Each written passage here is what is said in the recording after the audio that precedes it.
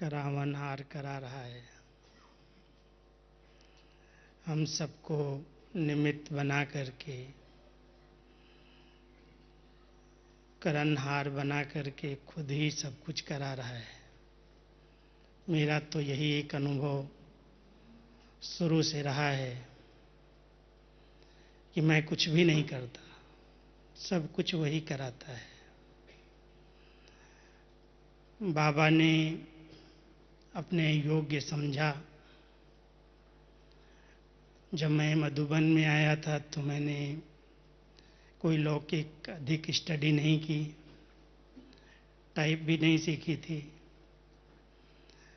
मधुबन में आकर के ही मैंने टाइप सीखना शुरू किया, और वो भी ड्रामानुसार। दीदी और दादी दोनों अचानक बीमार पड़ी, और उस बीमारी में वो बॉम्बे गई थी हॉस्पिटल में। तो मधुबन निवासी बहुत थोड़े थे, और बहुत बाबा के अव्यक्त होने के बाद दादियों से बहुत जिगरी प्यार था। तो जब वो दोनों हॉस्पिटल में भर्ती हो गई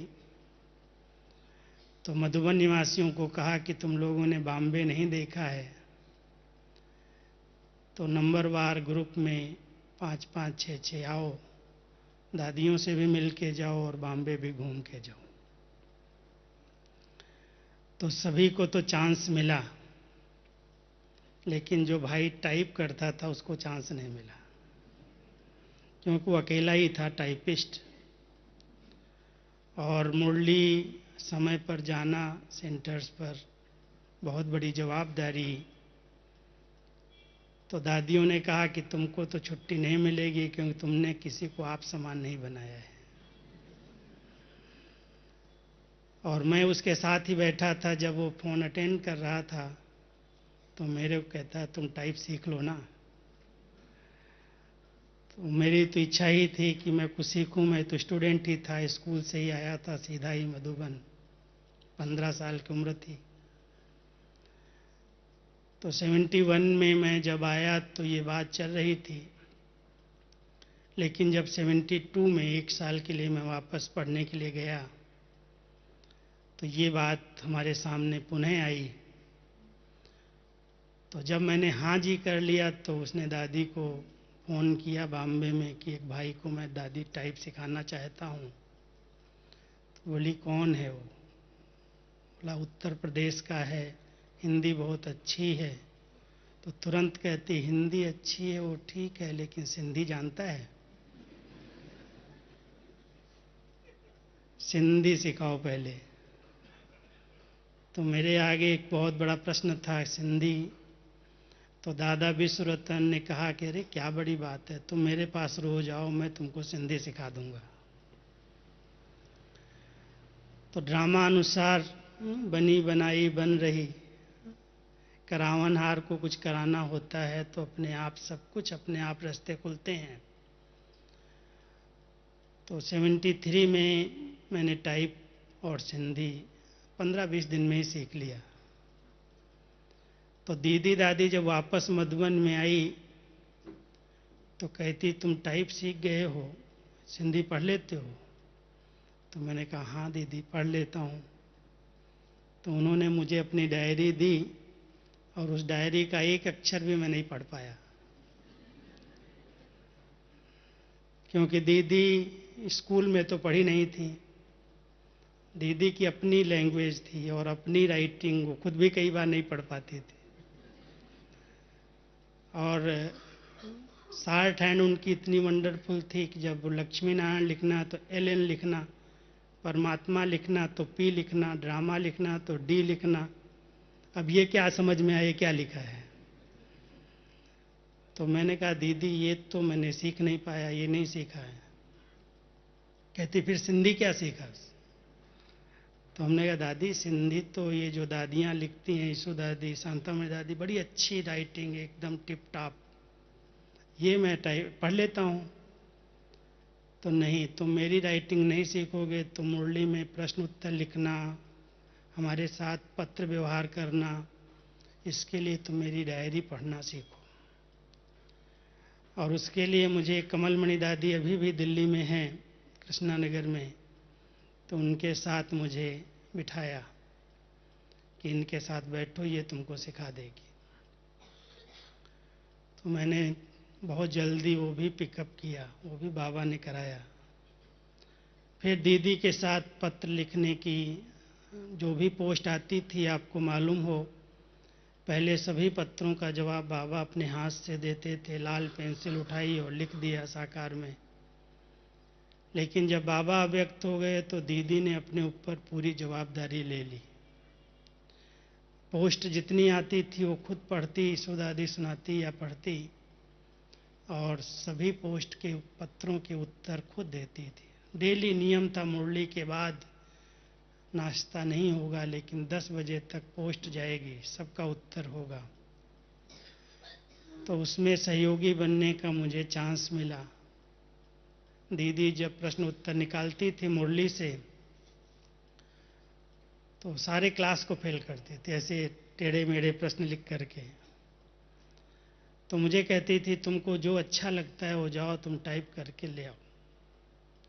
तो मैं कार्बन कापियाँ निकालता था। उस समय तो ये लेटेस्ट टेक्नोलॉजी तो कुछ थी नहीं। कार्बन कापियाँ कभी 5 बार, कभी 10 बार, जितनी पोस्ट आती थी सभी को एक तरफ मुरली के प्रश्न उत्तर और दूसरी तरफ जो अंतर्देशी का छोटा सा पेज होता है उसमें पत्रों का उत्तर। तो ऐसे करके मैंने टाइप सीख ली, सिंधी सीखी। और ड्रामा कुछ ऐसा था कि मुझे पूरी डिपार्टमेंट मिलनी थी। तो उस अचानक कोई पेपर आया और उसके लौकिक से बुलावा आया, जो भाई टाइप करता था वो लौकिक में गया, वो वापस ही नहीं आया। तो 76 में पूरी डिपार्टमेंट मेरे हाथ में आई। दादी ने कहा तुम सीख गए हो, तुमको बाबा ने सिखाया है, तुम ही संभालो। 76 से फिर मुरली के अंदर जो नवीनताएं, जो दादियों के संकल्प, प्रेरणाएं रही, क्योंकि आप सब मुरली के विषय में शायद कोई कोई पुराने जानते होंगे, कईयों के प्रश्न हैं यहाँ पर भी, क्योंकि मुरली हम ब्राह्मण जीवन का जियेदान है। मुरली के बिना हमारा ये ब्राह्मण जीवन ही नहीं है। पालना बाबा मुरली के द्वारा दे रहे हैं, और जो भी श्रेष्ठ मत है, श्रीमत जिसको हम कहते हैं, वो मुरली में ही मिलती है। अगर कोई ब्राह्मण आत्माएं मुरली में अलबेली हैं, मुरली पर ध्यान नहीं है, तो उस ब्राह्मण जीवन में जीना उनके लिए बहुत मुश्किल है। इसलिए बाबा की मुरली क्या है, बाबा ने कैसे, किस रीति से पढ़ाया है, मैं आपको मुरली का थोड़ा सा इतिहास सुना देता हूँ। क्योंकि कई भाई बहनों के प्रश्न रहते हैं, कितने समय की मुरलियाँ हैं, कैसे रिवाइज होती हैं, और जो त्यौहार, जो दिन होते हैं वही मुरली कैसे आ जाती है। या कहते हैं कि जो आज मुझे कोई प्रश्न उठा उसका उत्तर उस मुरली में आ गया, ऐसा क्या है आखिर। तो मुरली बाबा की, तो जिस दिन से शिव बाबा ने ब्रह्मा के तन में प्रवेश किया, आप सब जानते हो, इतिहास पढ़ा होगा कि बाबा गीता पाठ करते थे। लौकिक में बाबा के सामने गीता ही होती थी, और गीता पाठ करते करते बाबा का पढ़ना वो छूटता गया, और ओरली बाबा जैसे ब्रह्मा के तन से, मुख से वो महावाक्य बोलने लगे। सत्संग बढ़ने लगा और बाबा अधिकतर ओम की ध्वनि दे करके सबको योग कराते थे। तो 14 साल तक कोई बाहर की सेवाएं नहीं थीं। हैदराबाद और कराची में अधिकतर इस ज्ञान के राजों को स्पष्ट करने के लिए बाबा ने संदेशियों को निमित्त बनाया, और संदेशियों के द्वारा 10 दिन 15 दिन बाबा उनको वतन में बुला लेते थे और बहुत सारे रहस्य उनके माध्यम से खोले। और जब वो बताए जाते थे तो कोई कोई बहनें अपनी डायरी में नोट करती थी। ऑफिशियल मुरली प्रिंट हो छपे किसी को देना तो था ही नहीं, और रिकॉर्डिंग का सिस्टम भी नहीं था, टेप भी नहीं थी।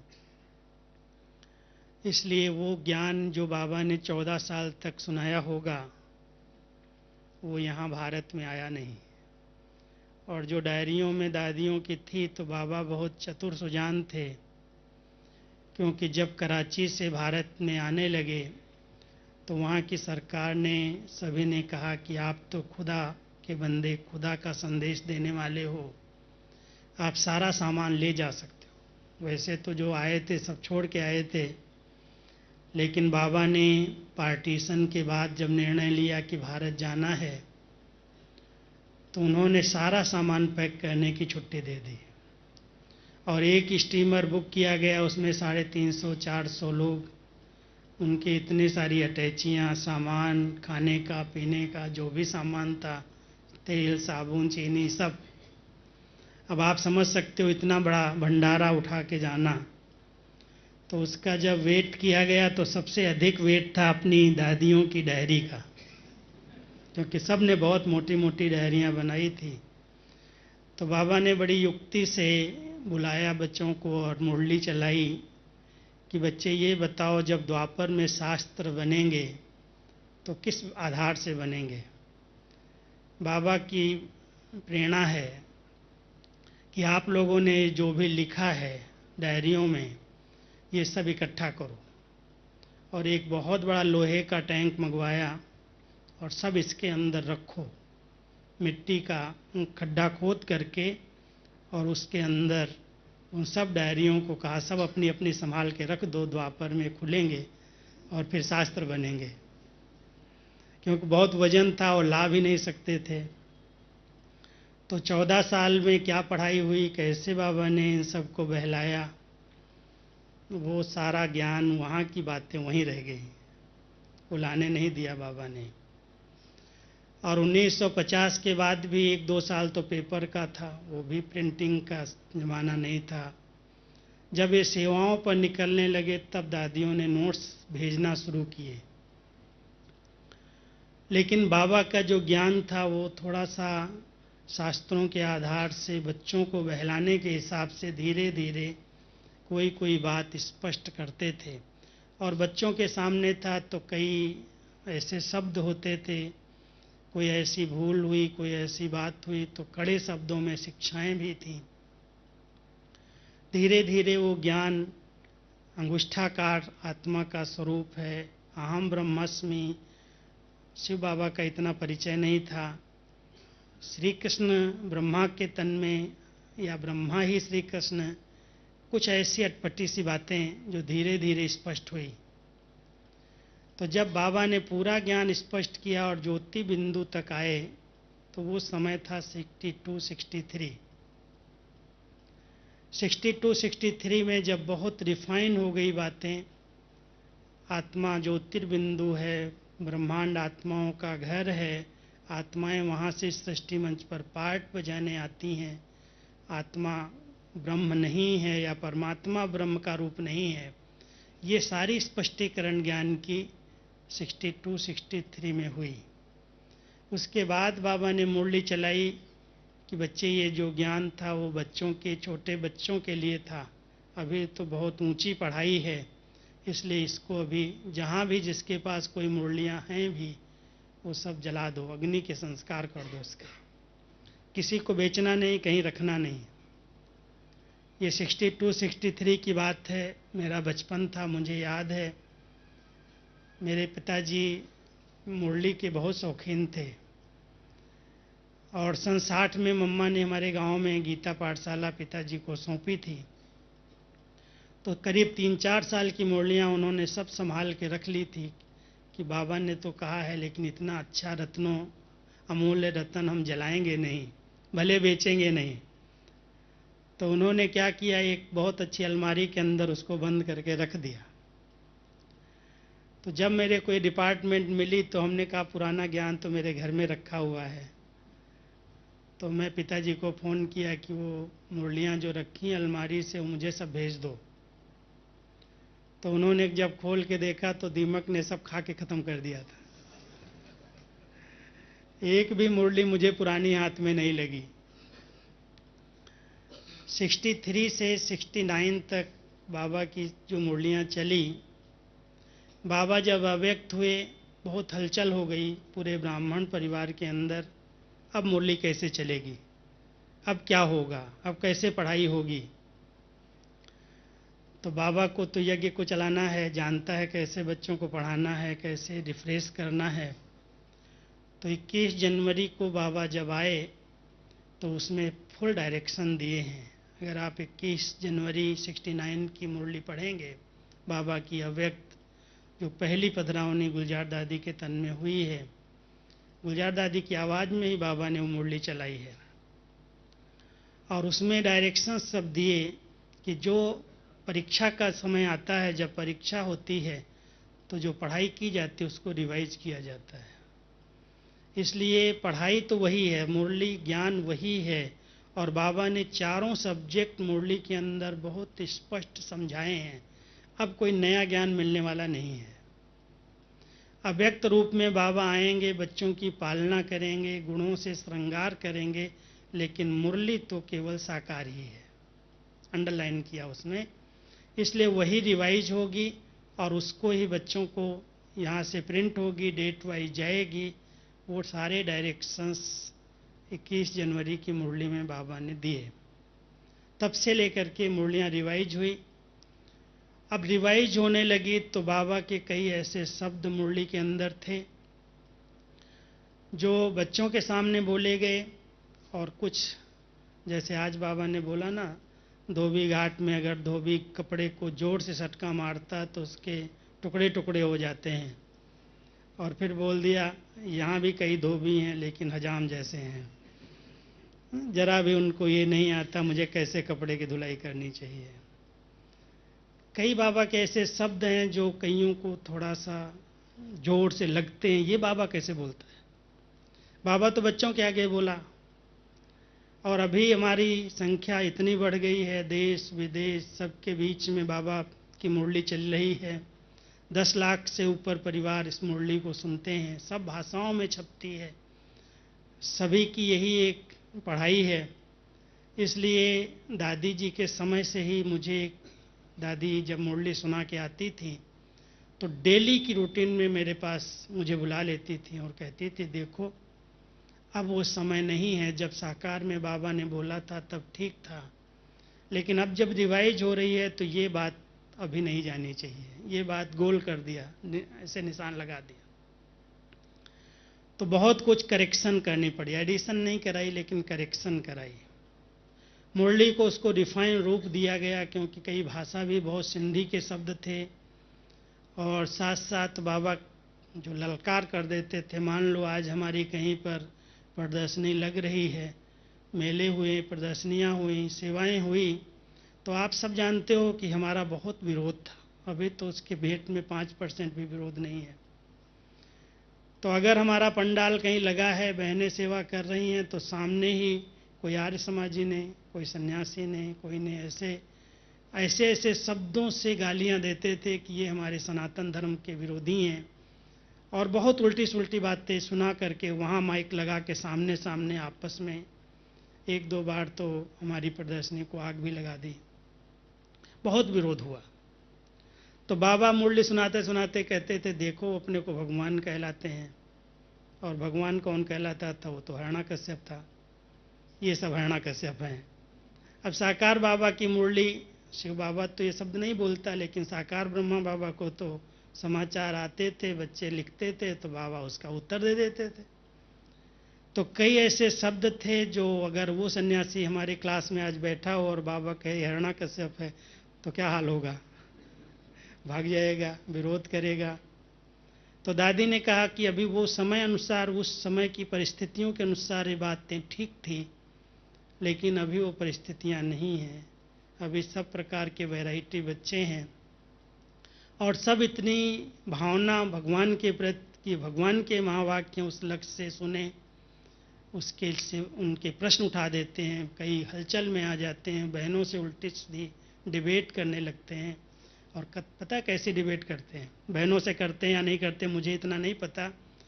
मैं जैसे मुरली टाइप करता हूँ तो मैंने ही मुरली भेजी, ऐसे आकर के मेरे से झगड़ना शुरू कर देते हैं। एक दिन एक भाई आया बंगाल का, कहता है बाबा कहता सबकी विशेषताएं देखनी चाहिए, और बाबा तो अपनी मुरली में विवेकानंद के लिए एक ही शब्द बोला है कि विवेकानंद भी मछली खाता था। विवेकानंद इतना महान आत्मा, उसकी बाबा ने कहीं महिमा नहीं की, और ये विशेषता है क्या, मछली खाता था। कैसे बोला बाबा ने, जैसे मैंने लिखा हो मेरे पर गुस्सा हो गया करके। हमने ठीक है भाई, ऐसी अगर बात है हमारे बंगाली भाई बहनों को अगर खराब लगती है तो आगे के लिए ध्यान रखेंगे, बाबा के ऐसे शब्द हमारे हाथ से नहीं निकलेंगे। तो कई ऐसी बातें हैं बाबा ने तो ऐसे जनरल बच्चों के आगे बोली हैं, लेकिन समय ऐसा आ गया है जो समय के अनुसार वो झटका लगाने का समय अभी नहीं रहा है। धोबी घाट था भी हमारे मधुबन में भी, तो हम लोग भी सटका लगाते थे, अभी मशीनें आ गई हैं, बहुत आराम से धुल जाता है। तो बाबा भी कहता है समय जैसे चेंज होता है वैसे ही पढ़ाई भी चेंज होती है। तो साकार मुरलियों में कोई ज्ञान के सिद्धांत हमने काटे नहीं हैं, करेक्शन नहीं किए गए हैं, धारणाएं करेक्शन नहीं हुई हैं, जो हमारी मूल धारणाएं हैं उसमें कोई भी कंप्रोमाइज़ कहीं नहीं है। सेवा की जो बाबा ने बातें सुनाई हैं वो भी अभी भी रिवाइज हो रही हैं, भले आज वो हम सब कर चुके हैं, लेकिन अगर कोई ऐसी बातें जो ब्रह्मा बाबा ने बोल दी या उस समय की घटनाओं के आधार से हैं, अब उस समय आबादी 500 करोड़ के लगभग थी, आज 700 से ऊपर हो गई जा कर के। अगर मैं फिर से 500 लिखना शुरू कर देता हूँ तो लोग हलचल में आ जाते हैं, क्यों ऐसा लिखा गया, पता नहीं है क्या उसको टाइप करने वाले को, अभी 750 करोड़ हो गई। तो कहने का भाव ये है कि मुरली को जितनी बार रिवाइज करते हैं वो करेक्शन करते हैं, और करेक्शन के साथ साथ उसको एकदम कोई भी प्रश्न कहीं न उठे, किसी के अंदर हलचल ना आए, क्योंकि बाबा ने जो पढ़ाया है वो बच्चों की स्थिति बनाने के लिए पढ़ाया, बिगाड़ने के लिए नहीं। लेकिन सुनाने वाली बहनों को एक बात बहुत अंडरलाइन करनी चाहिए, क्योंकि हम सब बाबा के महावाक्य रिफ्रेश होने के लिए सुनते हैं, कुछ न कुछ नवीनता लेने के लिए, टेंशन फ्री बनने के लिए, कुछ न कुछ प्रेरणाएं लेने के लिए बाबा की मुरली सुनने के लिए सेंटर्स पर आते हैं। लेकिन अगर सुनाने वाली बहनें कोई बात किसी स्टूडेंट की ले करके और उसमें एडिशन बाबा की शिक्षाओं के साथ कर देती हैं तो सुनने वाली की दिल टूट जाती है, वो इंटरेस्ट खत्म हो जाता और वो सोचने लगता है कि क्या बाबा ने ऐसा बोला है। और जब मुरली लेता है, उठाता है, और वो मुरली के अंदर बात नहीं होती, वो बहन ने उसके अंदर ऐड की हुई होती है, तो आपस में विरोधाभास होता है और धीरे धीरे उसका इंटरेस्ट मुरली से ख़त्म हो रहा है। अभी के समय अनुसार मैं बहुत ज़्यादा समाचार जो सुनता हूँ कि बहनें उनके लिए कहते हैं, स्टूडेंट्स जो टीचर्स बैठी हैं प्लीज़ ख्याल नहीं करना, लेकिन कहते हैं हमारी दीदी है मुरली नहीं सुनाती है, मुरला सुनाती है। अब मुरला क्या होता है मैं भी मूंझ जाता हूँ कई बार। सीधी सीधी मुरली पढ़ने की बजाय बाबा कहता है चलो तुमको स्पष्टीकरण करना भी है तो आगे पीछे कर सकते हो, लेकिन मुरली के बीच में, जैसे आज आप दादी जानकी जी मुरली सुनाती हैं, हमारी दादी प्रकाशमणि जी ने मुरली सुनाई है, अभी कई बहनें ऐसे सुनाती हैं जो बिल्कुल स्पष्ट क्लियर जो बाबा ने बोला वो बहुत प्यार से, जैसे कोई लोरी दे करके बच्चे को पढ़ाया जाता है, पिलाया जाता है, उसके अंदर इतना स्नेह भर देती, उसके अंदर इतनी ममता भर देती कि भगवान के बोल हैं, भगवान के महावाक्य, और सुनने वाला उसको उसी विधि से सुनता है, उसको लगता है बाबा ने मेरे लिए कहा है। बाबा कहता मीठे बच्चे, सामने वाला कहता जी बाबा, ये है प्यार।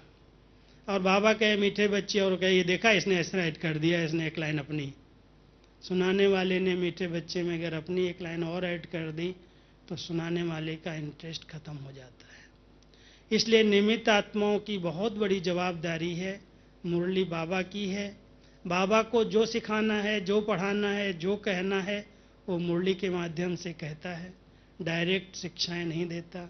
आज मान लो बाबा ने कहा कि अगर कोई पर चिंतन करता है, पर दर्शन करता है, परमत वाला है, वो तुम्हारा दुश्मन है। अब ये बात बहुत कड़ी है, और अगर कोई बहनें भाई इस दृष्टिकोण से एक दूसरे को देखने लगें, करने वाले तो बहुत हैं, 90% हैं जो परचिंतन करने वाले हैं। अगर मैं उसको बोलना लगूं ये मेरा दुश्मन है या ये इसका दुश्मन है, देखो ऐसे बात करता है, तो वातावरण पॉजिटिव रहेगा या नेगेटिव बन जाएगा। बाबा के शब्दों के भाव को समझना बहुत जरूरी है। किस लक्ष्य से कब कही गई वो बात, क्यों कही गई है, कई घटनाएं ऐसे घटती हैं। अब आपको कितनी बातें बताऊं, क्यों बाबा ने कही है, किस लिए कही है, साकार ने भी किस लिए कही और अव्यक्त ने भी किस लिए कही है, उसके पीछे उस समय की घटना है कोई, और उस घटना के पर मुरली चल रही है। अब उस घटना को न देख करके हम उसके बातों को लेकर के अगर वर्तमान समय लेंगे तो हम भी उससे उन्नति नहीं कर पाएंगे, कहीं न कहीं हम भी डिस्टर्ब हो जाएंगे। जैसे परसों की मुरली आप सुन रहे थे कि बाबा ने एकदम टीचर्स को और खास करके उस समय दीदी को डायरेक्शन दे दिया। क्या कहा कि योग कराने वाली टीचर कैसी होनी चाहिए, ये पाप बन गया अगर योग नहीं लग रहा है उसका। तो आप सब जानते हो कि मधुबन में जब पार्टी आती है, कोई न कोई को सामने बिठाया जाता है कि तुम योग कराओ। अब योग कराने वाले की बुद्धि खुद भटक रही है, खुद उसका योग नहीं लग रहा है और योग कराने बैठ गई, तो सामने वाले का योग क्या लगेगा। तो बाबा ने उस पर पूरी मुरली चला दी कि बच्चे, टीचर का ध्यान रखना चाहिए, स्टूडेंट को ध्यान रखना चाहिए, किसको बैठना है, किसको नहीं बैठना, कैसी टीचर सामने होनी चाहिए। अब उस समय की घटना थी, उस समय कोई ऐसी बहन बैठी थी सामने, तो बाबा की मुरली सारी चल गई। ऐसे ही कई बार बाबा कह देता है, मधुबन वाले, यहाँ साथ रहने वाले क्या बनेंगे जा करके, ये तो बाहर वाले साहूकार बन जाएंगे, तो बहुत बड़े पद पा लेंगे। कोई बच्चे ने कुछ गलती की होगी, उसको शिक्षा देने के लिए बाबा ने कह दिया, अब सबके प्रति तुम बना लो, मधुबन वालों के लिए सब ऐसे ही होंगे। तो कई बार बाबा की मुरली से भाव को न समझ करके, उस परिस्थिति को न समझ करके हम अपने दृष्टिकोण को बदल लेते हैं। इस पर बहुत अंडरलाइन करना। बाबा ने मुरली 4 सब्जेक्ट पर पढ़ाई है और चारों सब्जेक्ट की 4 ऑब्जेक्ट हैं। कोई भी चीज़ जब पढ़ाई जाती है तो उसके पीछे कोई एम ऑब्जेक्ट होती है। अगर उसको उसी विधि से सिखाया जाता है, सुना जाता है, तो उसको हम बहुत अच्छी तरह से स्पष्ट समझ सकते हैं। आप जितनी भी ज्ञान की पॉइंट सुनते हैं, मुरली के अंदर जितनी ज्ञान की पॉइंट मिलती हैं, बाबा ने हम सबको कहा है, ज्ञान माना रोशनी, ज्ञान माना लाइट। लाइट है ये, अगर ये लाइट हमारे साथ रहती है तो कहीं पर भी ठोकर नहीं लगती। आत्मा का ज्ञान, परमात्मा का ज्ञान, सृष्टि चक्र का ज्ञान, घर का ज्ञान, पुनर्जन्म का या कर्मों का, जो भी ज्ञान बाबा ने हम सबको दिया है, अगर मुरली को स्टडी करना है, कोई अभी भाई मेरे से पूछ रहा था, मुरली सुनते हैं लेकिन इंटरेस्ट नहीं आता है, कुछ समय के बाद वो भूल जाता है, बुद्धि में नहीं बैठती है, क्या करना चाहिए। लेकिन अगर एक कोई सचमुच मुरली का शौकीन है तो उसको उस विधि से सुने। किसी दिन बाबा ज्ञान की सागर की लहरें होती हैं, बहुत सारे ज्ञान की बातें, गहरी गहरी ज्ञान की बातें जो आज तक रिवाइज हो रही हैं, फिर भी लगता है ये नई बात सुनी, आज ये नई बात लगी। तो ज्ञान की पॉइंट्स जो भी बाबा हमको पढ़ा रहे हैं, दुनिया के ज्ञान से बिल्कुल भिन्न है। इस पर आप रिसर्च करने जाएंगे और उनके साथ भेंट करने लगेंगे तो मूंझ जाएंगे, कोई ज़रूरत नहीं है। बाबा ने इतना स्पष्ट आत्मा का ज्ञान दिया है, आत्माभिमानी स्टेज बनाई है। मैं कहता हूँ इस पर रिसर्च करने की बजाय इसका प्रैक्टिकल में प्रयोग करके देखो, मैं आत्मा हूँ, इससे क्या क्या फ़ायदे हैं और कैसे मैं आत्मा की स्थिति में रह करके कर्म करता हूँ तो उस कर्म का परिणाम क्या क्या दिखाई देता है। हम प्रैक्टिकल करेंगे तो हम दूसरों को अथॉरिटी से कह सकेंगे। तो ये ज्ञान की सब्जेक्ट जो भी बाबा ने पढ़ाई है, जितनी ज्ञान की पॉइंट्स बाबा की मुरली में हैं, अगर इनको आप अलग करते रहें तो एक ही टॉपिक की, परमात्मा की, गीता के भगवान की, सर्वव्यापी की बहुत सारी पॉइंट्स इकट्ठी हो जाएंगी। पहले 5 साल की मुरलियाँ रिवाइज हो रही हैं, लेकिन 5 साल की मुरलियों को भी आप देखेंगे तो बहुत अच्छी अच्छी एक एक टॉपिक की पॉइंट्स क्लियर हो जाए। और इनके पीछे अगर ऑब्जेक्ट देखेंगे तो बाबा ये जितनी बातें सुना रहा है उसके पीछे मूल लक्ष्य है आत्मा कहीं पर किसी भी बंधन में न बंधे। ज्ञानी तो आत्मा वो है जो किसी के कर्म के बंधन में न बंधे। अगर मेरे पास ज्ञान है, समझ है, मुरली है बहुत अच्छी तरह से, और कहीं न कहीं लगाव, झुकाव, प्रभाव, दबाव किसी में भी आत्मा फंसी है, माना मैं ज्ञानी नहीं हूं।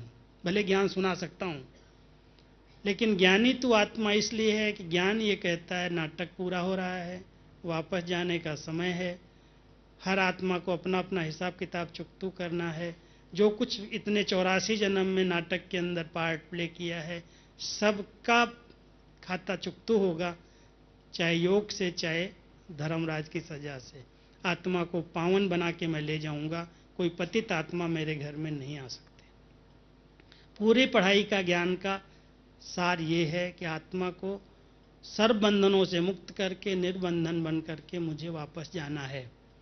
कोई भी नया हिसाब किताब कहीं पर भी किसी भी कारण से, चाहे प्रभाव में आकर के चाहे किसी से नफरत करके, अगर कोई हिसाब किताब मेरा बन रहा है, माना वो कर्म बंधन की रस्सी है, मेरे पास ज्ञान की सब्जेक्ट क्लियर नहीं है। इस बात को स्पष्ट करते रहेंगे तो आपको लगेगा कि बाबा ने जो ज्ञान हमें दिया है ये ज्ञान हमको बिल्कुल उड़ता पंछी बनाता है, कहीं किसी डाल को पकड़ने नहीं देता। ये मेरा है, उस मेरे में अगर फंसे हुए हैं माना हमने उस डाली को पकड़ा हुआ है, ज्ञान को समझा नहीं है। इसलिए ज्ञानी तो आत्मा माना एकदम मुक्त, बंधन मुक्त, जीवन मुक्त। योग बाबा ने सिखाया है आत्मा को संपूर्ण पावन बनाने के लिए, सतो प्रधान बनाने के लिए।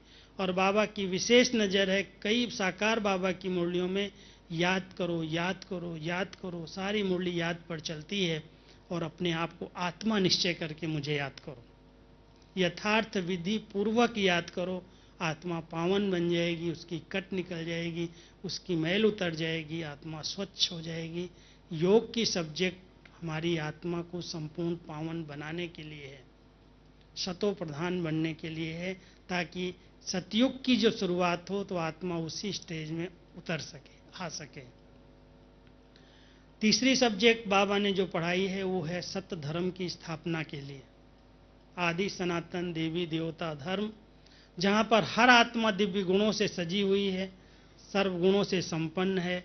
उस गुणों का श्रृंगार साकार ने भी किया, लेकिन साकार के बाद 44-45 साल से अव्यक्त बाबा विशेष करके हमारी धारणाओं को मजबूत कर रहे हैं, क्योंकि ब्रह्मा की आत्मा का अव्यक्त रूप में अधिक पाठ चल रहा है।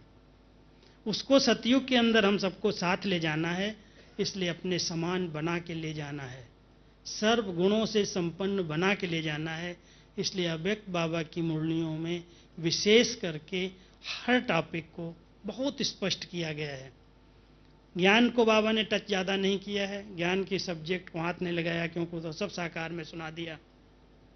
सेवाओं पर कुछ प्रकाश समय अनुसार डाला है, लेकिन अधिकतर ज्ञान की और योग की गहराइयाँ बहुत हैं मुरली के अंदर, क्योंकि आत्मा पावन बने, जितना उसका योग यथार्थ होता जाएगा, लाइट माइट की स्थिति हो जी जाएगी।